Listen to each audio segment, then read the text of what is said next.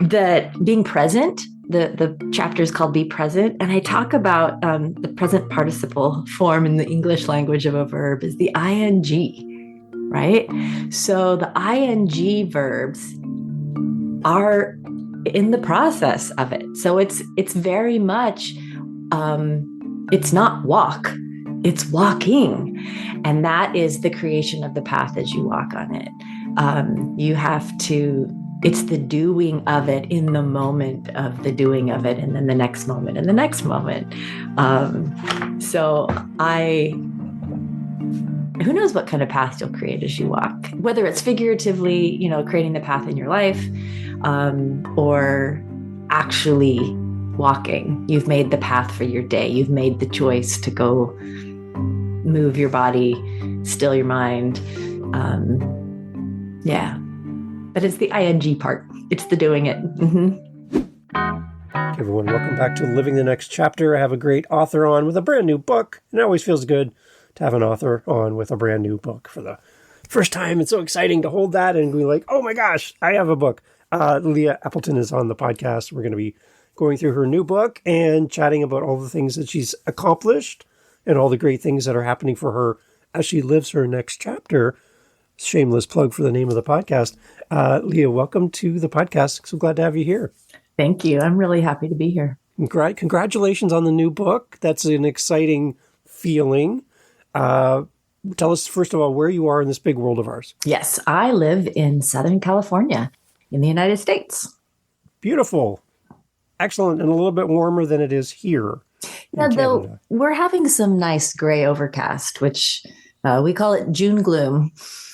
Okay, there you go. I've just learned something new. Yes, I kind of like it actually because it prepares us for the constant summer sun.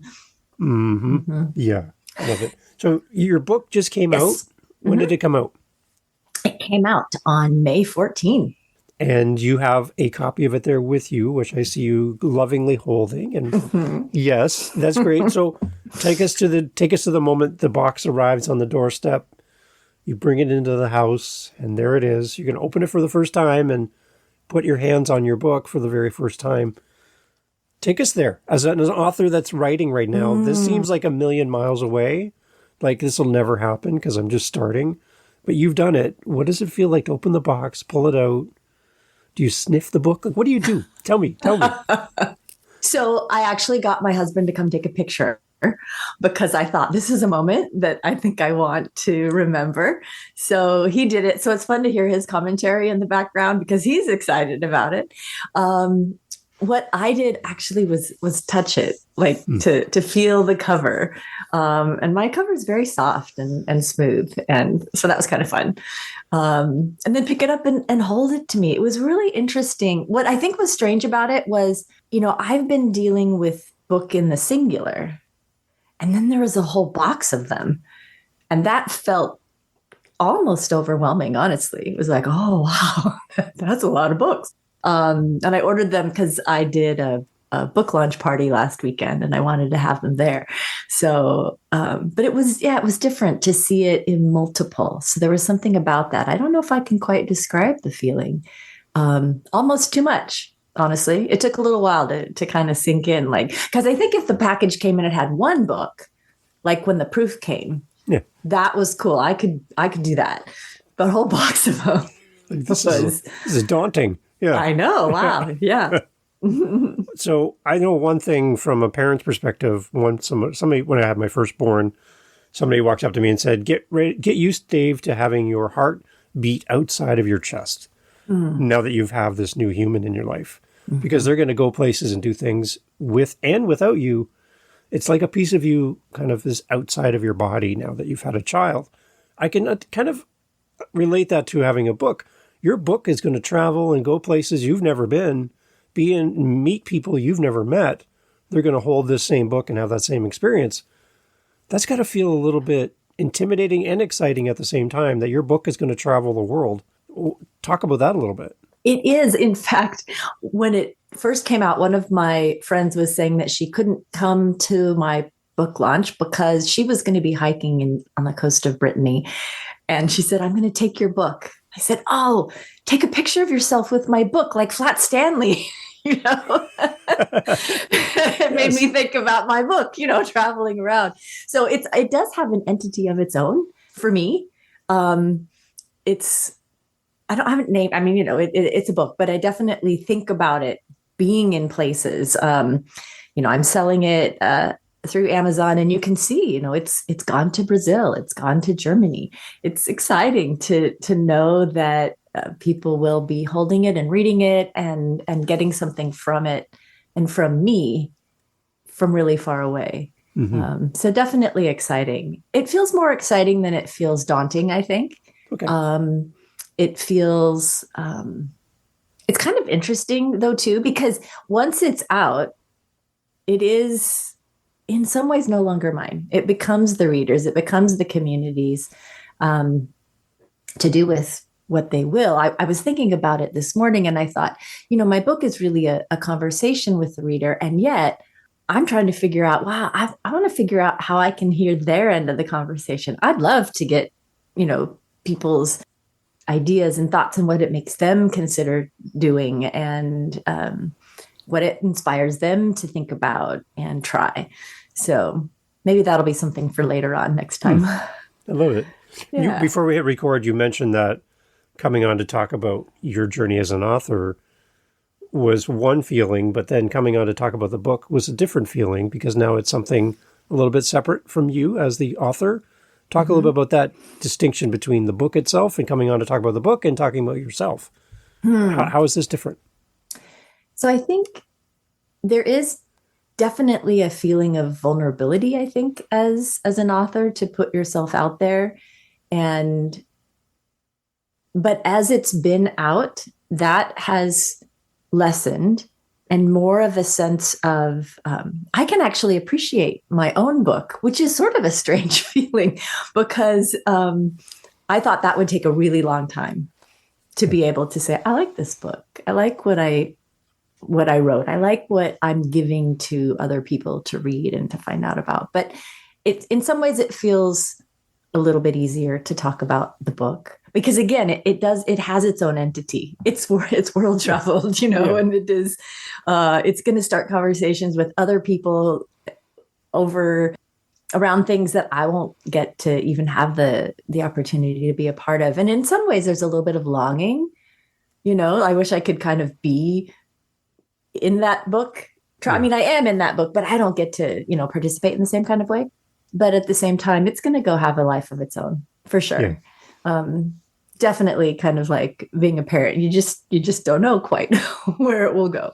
I love it. And, but I'm excited about it. I'm not concerned. It's fun. Mm-hmm. It's good. And I know you've graciously have a copy on its way to me, which is very kind of you. And what I like to do for my authors when they do send me a copy of their book is I take it down to Niagara Falls, where I live, and take pictures of the book by the falls and then I send it back to you as the author and say, here, your book made it to Niagara Falls. Congratulations. And for some of my authors, they're in New Zealand or Australia, UK. They've never been to Canada, may never come to Canada, but their book did. And this is a proud moment that, oh my gosh, like my book did it. It's there. And what's fun when I do that is I have all the tourists who come to see Niagara Falls watching myself and my wife staging these books and taking photos of the books at the falls.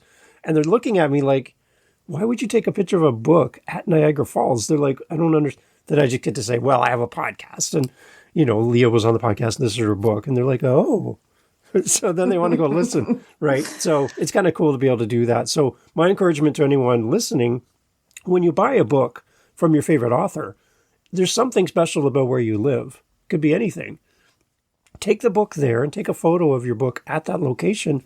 Send it back to the author. It's like a really cool way to connect the sale of the book with the person that purchased it and connect with the author all at the same time. So that's my encouragement for everyone. Do that and give back to these amazing authors as they put these works into the world. Let them know, hey, I love your book, and your book made it to wherever, USA or Canada or UK, wherever you are in the world.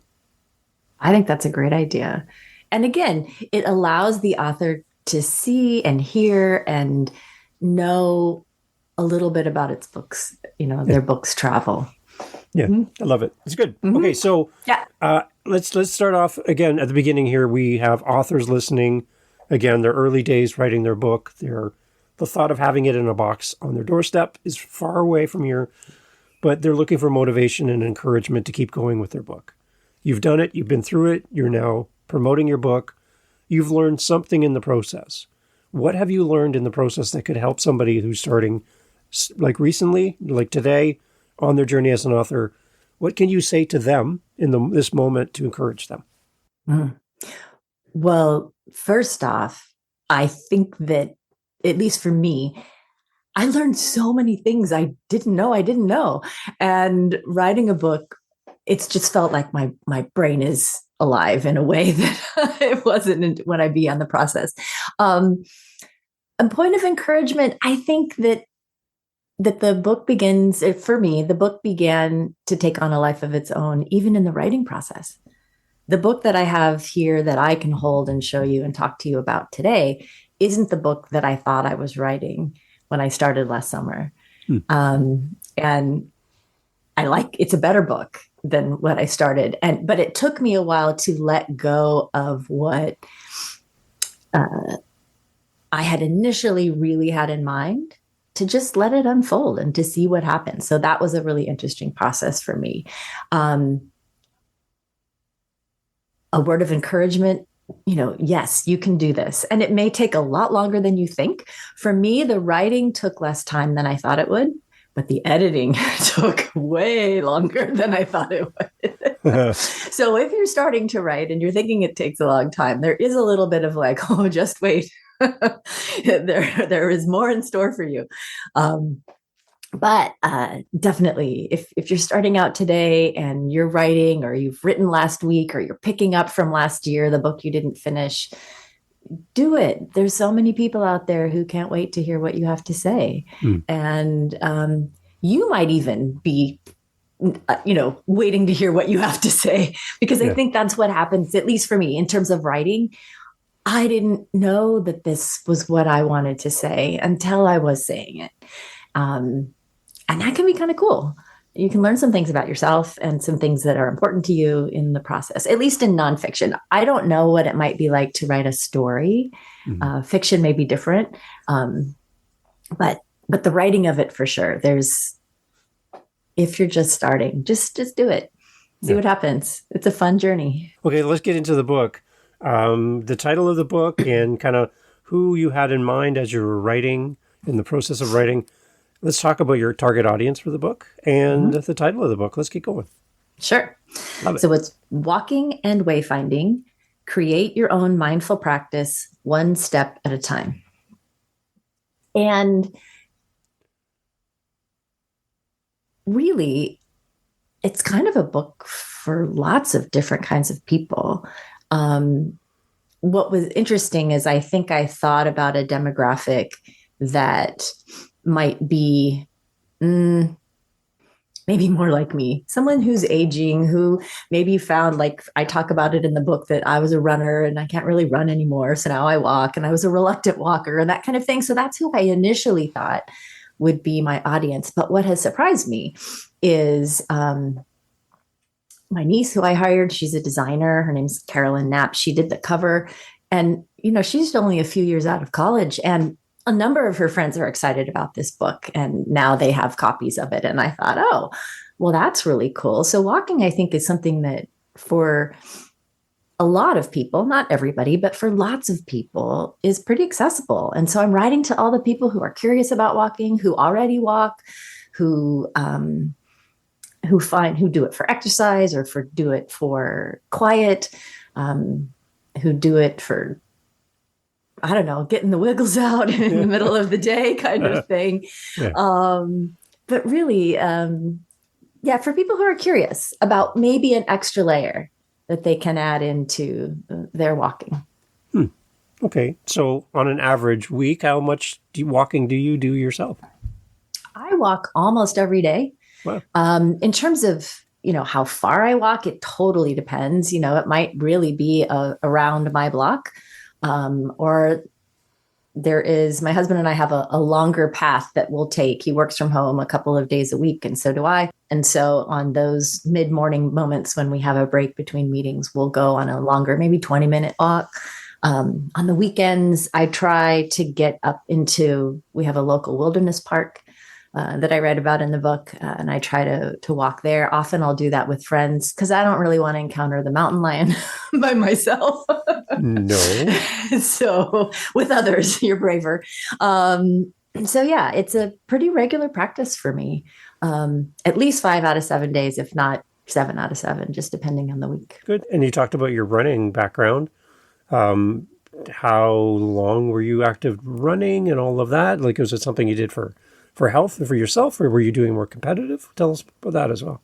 I mean, I was a high school athlete, so I was competitive in high school, and after that, I just did it because I liked it. I really liked to run.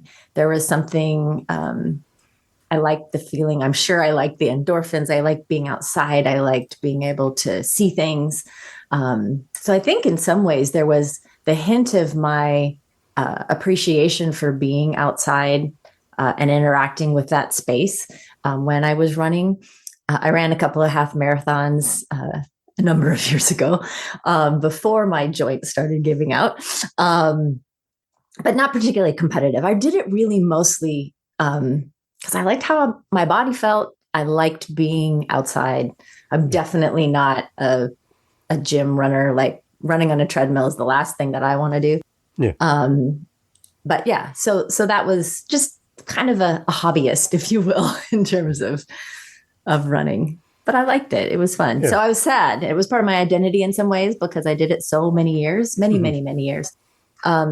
So it took me a long time to say, I'm not really a runner anymore. And I have totally embraced being a walker now. But that transition took maybe a decade. It was a long time. Really? Okay. Yeah, it was a really long time. It was funny because I wasn't a competitive athlete in that regard, but still it was part of who I was. And it's kind of funny. But yeah, so that mostly I've been walking now for a long time, not as long as I was a runner. But I definitely love it. And I'm really glad that I have some other way that I can go out and have that same kind of thing, being outside, interacting with whatever I see, whatever I smell, and just it feels good in my body. Good. Because when I was growing up, I was a long distance cross-country runner. And there's nothing better than running through the forest, jumping over logs and running through puddles, slipping and falling in the mud, hitting a tree, hitting you in the face. That's motivation, right? Totally. Yeah, right? That would be fun. Yeah, I was not a long distance runner. I was a sprinter. I ran hurdles in high school. Okay. So I like jumping over things too. But mud, that adds a whole extra layer of fun. Why am I upside down on my head right now? Yeah, well, that's not part of running. Yeah, anyway, it does make you aware of doing it safely. So I'm here with you on that. So okay, so the book, what are we going to learn through the book? What is it going to teach us? What's the big overall arching message for us as a reader? So the overall message is kind of twofold. One, that you can just go walk, and walking, to have that maybe be part of your identity, like I've learned it to be, doesn't mean you have to go walk 100 miles or 75 like I did. I write about a do-it-yourself pilgrimage that I created, or walking in the wilderness park like I do on the weekends for a couple of hours. That you really can be a walker in whatever way you walk. You walk to your door, you walk around the block, you walk wherever it is. So that's one message. The second message is that creating a mindful practice is accessible also, kind of like walking around the block. And I give some ways that I learned that. It really was a learning for me that came not from books as much as I love them, but came from the doing of it. So I write in this book how I discovered being mindful by being mindful. Like, oh, look at this.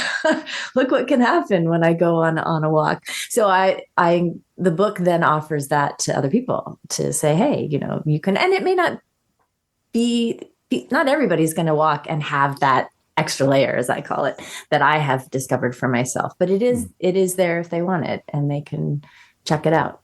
And it may be not walking, it may be something else. I think the book allows that as an invitation to try whatever it is that's going to help you be in the present moment and be able to experience life as it comes to you.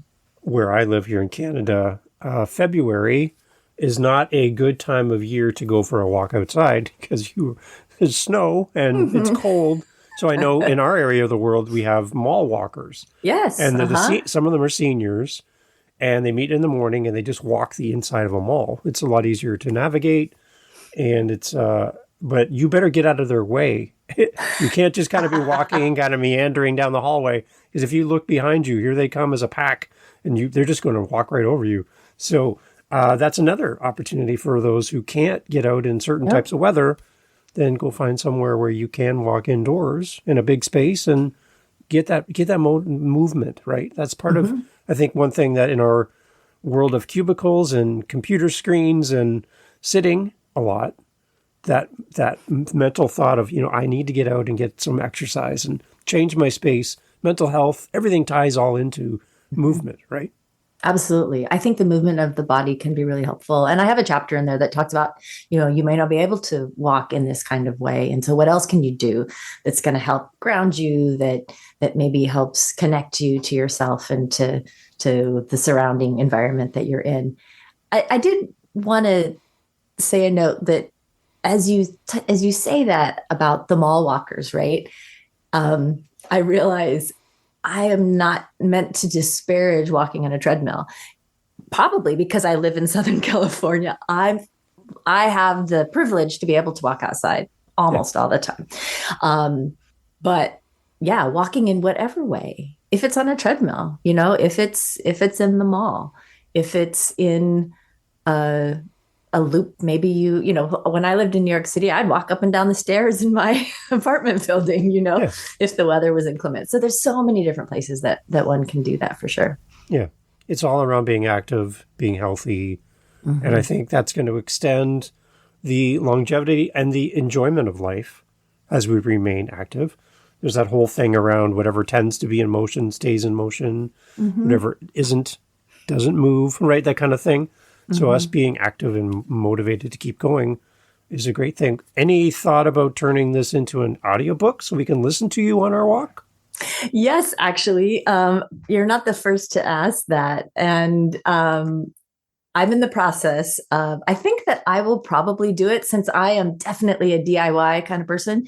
And I've approached my book that way. I think that I'll practice and record this. So looking around, living in Southern California, I'm sure there's a studio somewhere that I can go use, and I will record it. And I don't know, because this would be one of those things, again, for authors out there, right? I don't really know a lot about, to be really honest, but I know I can do it. And I don't know how long it will take. So it might be unrealistic to say it will be out by fall, but that's kind of my guess. That's my hope. Okay. Maybe by end of the year, that might be more realistic. Yeah. But it's going to be an audiobook. I can just imagine just the synergy of having the ability to go for a walk, listen to your book about walking while I'm walking. That is just a great picture for me. That make total sense. Right? You could be encouraging me as I do my steps that day. Yeah, so, absolutely. Smart, really smart. I love it. You've done the book. It's in the world. Talk a little bit about how you're promoting the book. You had a book launch. What else are you planning? Talk about the book launch, but what else are you planning to get the word out about your book, being on podcasts? There's lots of great opportunities. What are kind of your plans now as the book is ready? Well, I hope to get a chance to talk about my book on a number of different podcasts. I am planning to have another local gathering where we go for a walk, because I think that would be a great thing to do, to celebrate a book about walking by walking, and then maybe talking about it. What's interesting is that a few of the folks who, people in my community who I know a little bit, but who have begun reading the book, or some of them are finished already. It's a short book, so you can read it relatively quickly. Want to talk about it. And so that was something like, oh, well, I didn't expect that. So I think I'm going to gather and have some book conversation, coffee and walking and talking and seeing what stirred their imagination or what got them thinking. So I'm planning to do something like that in the summertime. I just found out that one of my not in my county, but in a county over, someone that I know requested the book and they got it in the library. And I'm so tickled to have my book in What? the library. So I Nice. thought, oh, let's do some book talks in libraries. So I hope to do that.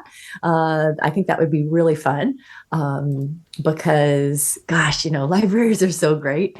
And I remember loving going to the library. So it'd be really cool to be an author who gets to come talk about their book in a library. I like it. I'm on your Instagram page while we're chatting. It's beautiful, by Mm-hmm. the way. Thank you. Uh, so, any thoughts about using walking and maybe a story or something on your Instagram where you talk about the book while you're walking to kind of lead people to the book and kind of do what you're saying in real time? Yes. Well, it's interesting because um, as you can see, so my Instagram is, I changed it about 6 months ago to focus mostly on walking. And a couple of my friends are like, well, why don't you have any videos of you walking? And I'm like, oh, I'm a reluctant social media person, but I'm getting there. I'm getting Okay. there. So yeah, I definitely, I just actually bought, what's it called?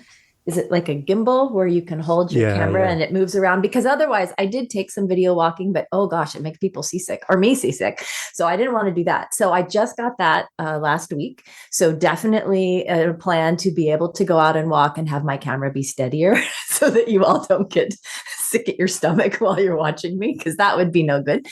So yeah, I don't know. In a way, it's kind of like my book where I want to do it. I have an idea about it, but it will unfold as I do it. And so I'll add something in there to encourage people. I can imagine, I was thinking the other day a little bit about how, um, you know, I was a very avid, I am of the decades of watching Mr. Rogers. And he'd go in and he'd change his shoes, and he'd put his sweater on. And I'm like, well, that's actually a lot of it. You got to get your shoes on, you got to get out the door. So Right. that's where I've begun thinking that, um, maybe there's encouragement while one is walking, but I think the real encouragement is actually just to get started Mhm. and to get up and to go out and to put one foot in front of the other. So Yeah. yeah, I'd like to do that with my Instagram. Good. Because yeah, I think the inspiration of just where you're walking, what you're seeing today is one more element to reinforce that we need to be mobile and get out there and do the thing. And would also then also be a great, we talked about taking pictures of your book at locations around the world, but even where you are walking to set up your book on little spots that catch your Uh-huh. eye. I see a lot of great pictures here. There's a lot of great examples of people either giving you photos or your own photos Mm-hmm. just to prop up the book and go, this is where my book went today, right? It's kind of like your little buddy. Yeah. Yeah, it's definitely my book can be my walking buddy, There you just go. like my book can be your walking buddy. That's really great. Yeah, actually, those are all the pictures on my Instagram are pictures that I took. Nice. But yeah, you're right. It's about where I have been. Being interesting. You know how people have Instagram profiles of their dogs and things like that. My book can have its own profile, Right? and then all the places that it goes. Yeah. That'd be fun. I like that idea, Dave. That's great. Yeah, like as you're talking, I'm thinking of Sting. Like every step you take, every move you Hmm. make, I'm watching you. Like we're watching you on your Instagram, right? And we're watching everything you're doing. So there we Oh, go. that's There's even a scary. song. There's even a song That's for right. you, right? I just love the fact that you're encouraging us in your community to be active, to be out there, and that your book leads us in that path. So there's so many things my mind goes to as you talk about, just about, again, the fact that we all need to be active and doing our part to do that. And again, we're not, when I think of your book and you, I just think too that we're not alone in this world. Hmm. You're not alone on your walk because your book's with you, right? Hmm. So Hmm. we have some community in these solo walks we do, Hmm. knowing that someone else there is also actively part of your community, reading the book. We're all part of something bigger, even as Hmm. we walk alone and do our daily thing, right? So I Yeah. just love that connection we can have. Well, and one of the things that really solidified my idea for my next book. So I've been tinkering with other ideas. So again, for the authors out there, don't try to write three books at the same time. One at a time is probably better, at least for me. Maybe you all can do it many at a time. But I've had my list of ideas that I sort of parked off to the side. And again, what I thought I'd write next, I don't think is what's gonna happen. And really, the thing that has come out of the process of actually publishing the book and having it and talking with people about it is walking in community, right? This book is really about walking with yourself and walking within community as sort of the larger environment of how you interact. But the next book is about walking and talking, and walking and being part of something, whether you're doing it by yourself or with other people's footsteps next to you. So I think you're definitely onto something that it and the neat thing about walking is really, I mean, the community of walkers is ginormous, right? So many different people walk for, and I didn't realize that even within my local community. I see people on the trail or on the sidewalk, and so I know who some of the walkers are. But there's so many more people. They might walk earlier in the morning, so I didn't see them, or they walk it late at night, or things like that. So, it's being a part of something and knowing that you're not alone, and I think is important to all of us, actually, in our life outside of walking, right? Yeah, it's great. And the one thing we chatted about when we had our little pre-chat earlier, a thought came to me, something along our conversation around that you're creating your own path as you walk it. Yes. Right. And so that's something that really stuck with me that we talked about. And again, it all goes back to the fact that you can't create your path if you're sitting in your home watching Netflix and being stationary. You got to make the effort to get up and go and do it. So to expand on that a little bit more for us around creating our own path as we walk it. Yeah. So in the title, I talk about wayfinding, and, let me answer your question first, and I'll come back to wayfinding. I like How's it. that? I love your thoughtful pauses, because I'm like, oh, something good is coming. I can't wait. wait. Okay, we'll come back to wayfinding.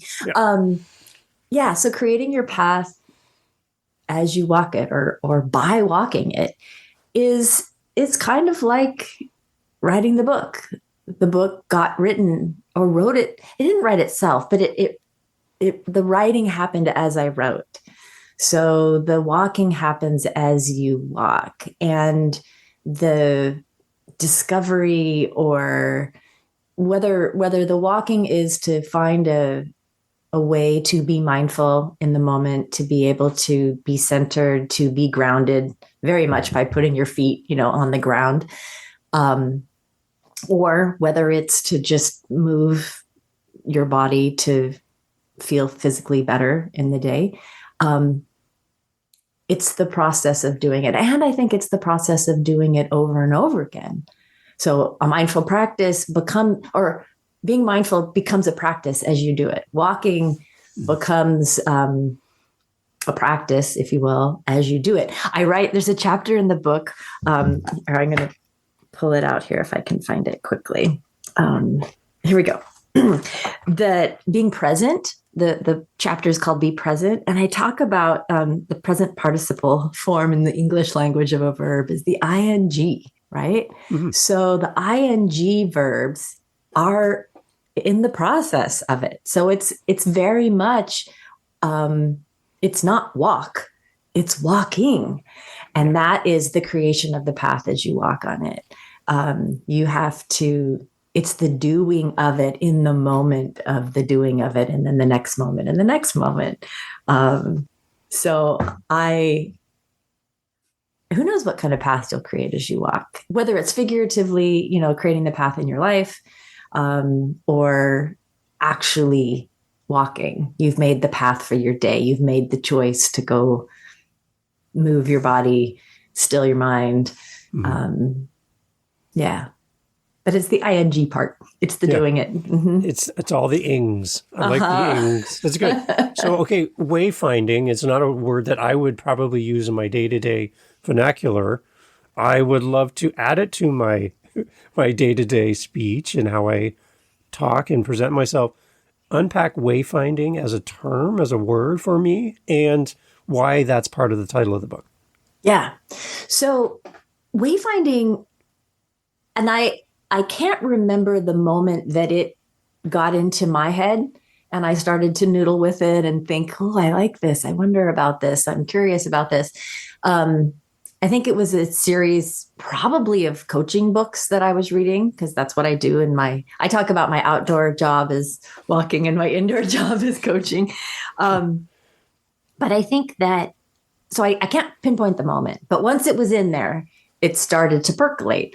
And the thing that I love about wayfinding, at least in it, and I talk about this in the book too, so you can read more about it. But it is used in navigation, both in kind of seafaring navigation, using the stars to guide your ship if don't have instruments or whatever. Yeah. But wayfinding is used at least in the books I've read within the U.S., but I imagine perhaps in other English-speaking communities, that wayfinding is the process within a civic community of how you find the parking lot, how you find the restroom, how you know this is the path that's going to get you to the park. Mm-hmm. So it is a series of signage, actual physical arrows and, placards and things like that, or the intuitive process of finding your way around a city, around a building, like where to enter and where to go and things like that.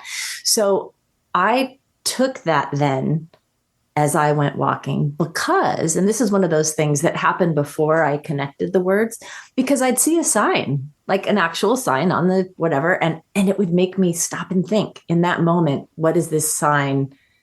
What is my response to that sign? And then I called that process wayfinding.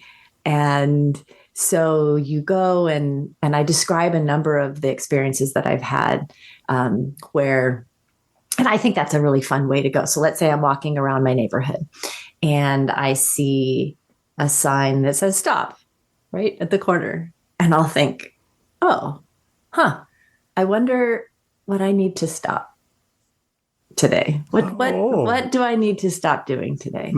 And then I'll move on. Maybe there's yield, right? Traffic signs are great wayfinding signs for our head, right? Oh, yield. Where might I yield today rather than just barge right into the intersection of life, right? Yeah. Where might I be noticing who is around me or whose ideas are around me, or maybe my way isn't the only way kind of thing. So it's a term that, is used in actual navigation that I have borrowed to use in the navigation of our life, in the navigation of our daily walks, but also like what it stirs up inside of us. So what's cool is I may see the stop sign and think one thing, but you may see the stop sign and think a completely different thing. Mm-hmm. And that I think is really what I invite people to do. There's another one that I share in the book. So last summer, I invited, there were 3 groups of people that I took on a wayfinding day where we went down, because I live within driving distance, a longish drive, but I can get to the coast of Southern California. And I met people there.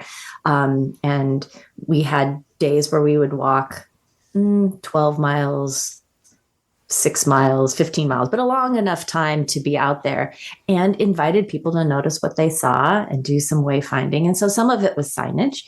Some of it was, nature. Some of it was people. So whatever it was that captured someone's attention in the moment was like, okay, how are you going to then, what is this sign going to invite you to think about and invite you to do? So there was one, the wayfinding days were for clarity and calm. That's what I called them. And I had a little booklet, which kind of why the book, sort of the precursor to the book, of some questions that one could have while you were walking. So you have some reflective process. And I have walked this stretch of the coastline a fair amount. But this particular day, as I'm walking, I look and there's a sign and it says clarifier. And I'm like, what? And so, in that moment, I was like, this space, being out in this space is clarifying for me. And I had invited these people to walk with me for clarity, right? So it was just this really interesting serendipitous moment. But clearly that sign wasn't there just for Lea.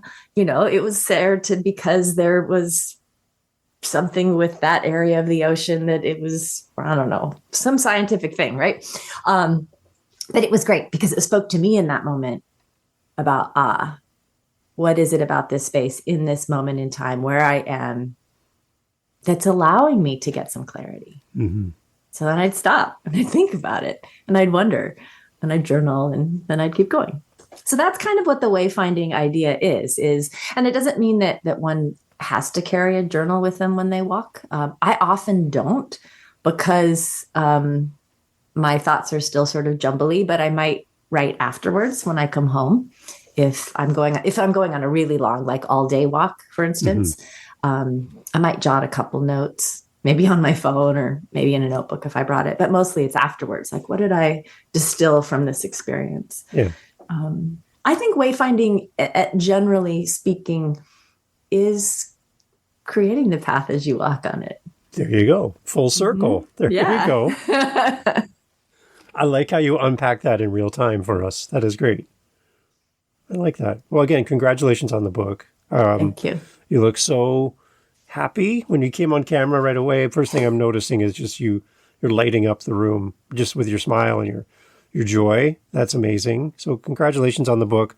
We would be remiss to not mention your coaching program, because when I go there and I click on work with me, the first thing I see is don't wait. The right time to take the next step is now, which is tying into the book. I see what you're doing here. So tell us about what you do for coaching. Yeah, for sure. And it's funny, that was way before the book. Right. Yeah. Okay. Right. So I think that this moment in time is kind of tying up all the little pieces of the things and the ways that I talked about coaching, the ways that I talked about, navigating life. They're all kind of coming together in this process of the book. So I work as a contract coach for a couple of companies, and I work with people all over the world, which is really cool. I have a number of people that I coach privately, and a lot of it is, in some ways, maybe they don't call it, but my experience of our conversations is wayfinding, right? So they may say a word and I'll say, well, you've mentioned this 17 times in the last 20 minutes. What do you think that's about? And so then they can begin to find their way as they hear themselves speak, as they listen to the silence, as they're able to wonder and be curious about their own lives. Nice.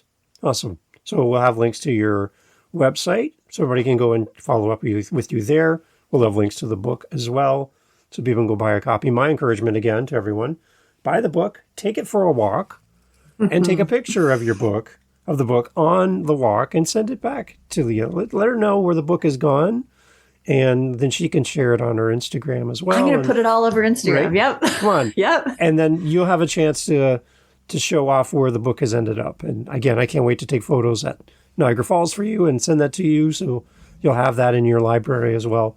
Lea, thank you so much for writing a book that motivates us to get out. As a podcaster, I spend a lot of time sitting in a chair talking, and it's a conscious effort for me to get up, get out, and go away from my regular routine and get out there and be healthy. So your book is going to help in that way, and I really appreciate the fact that you wrote this for us. Thank you. It has been my pleasure. Awesome, everyone. All the information is always in the show notes. Go over and support another great author. Buy the book. Leave a great review when you do so. Let everybody know why this book meant so much to you as a reader, because that's going to help Lea sell more books, but also help the right people find the right book for them. So please do that when you do your reviews, and let's help Lea sell this book and get into more hands and onto more paths as people buy and walk with this book. Lea, thank you again so much for doing this. Thank you. Thanks again.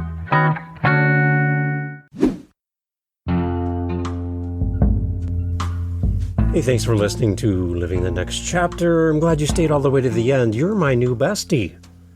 And the one thing I like to do with my besties is enjoy time together over a cup of coffee. Now, one thing missing in the equation is my coffee cup is empty. And what I would love if, after 390 plus episodes roughly, if you found any value in the podcast and you want to say, hey, Dave, do you need a refill of your coffee cup? I'm looking at it right now, and you know what? It's looking kind of sad. There's not much in the coffee cup. If you want to help support the podcast, I would love you forever as besties and celebrate coffee with you. You can celebrate and support the show at our website using our Buy Me a Coffee link.